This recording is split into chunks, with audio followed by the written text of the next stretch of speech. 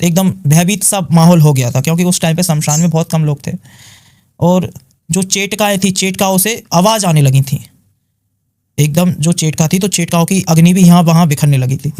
तो भाई मेरा जाप चल रहा था, जाप में कितना समय रह गया था मेरे कि 11 माला रह गई थी बस मेरी। अच्छा। 1100 मंत्र रह गए थे बस। अब जहाँ पे पूर्ण रूप से उग्र जो वो चीज़ें हुई तो मेरा दिल भी जोरों से धड़कने लगा।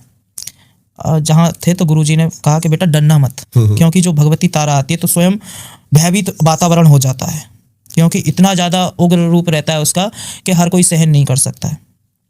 अब भाई भगवती जहाँ 11 माला हुई, स्वयं अग्नि रूप में अर्थात शमशान की चेटका पे भगवती प्रत्यक्ष रूप में खड़ी, अग्नि स्वरूप में। क्योंकि देखिए भगवती स्वयं एक कलयुग है, कलयुग में किसी को भी प्रत्यक्ष दर्शन नहीं मिल सकते हैं, प्रत्यक्ष दर्शन मिल ही नहीं सकते हैं।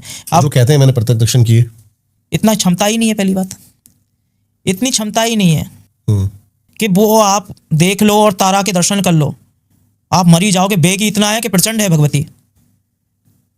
क्योंकि जो स्वयं मान के चलिए, जहाँ तक देखा जाए कि एक भगवती शव पे सवार है, मुर्दे के ऊपर सवार है, ठीक है ना। पंच शीशों पे उसके जो भी भलीभूत में देखा जाए कि जब पूर्ण रूप से होता है तो भगवती के मुख से भी रक्त का रसायन होता है, जो नेत्र हैं बिजली के आकार के हैं।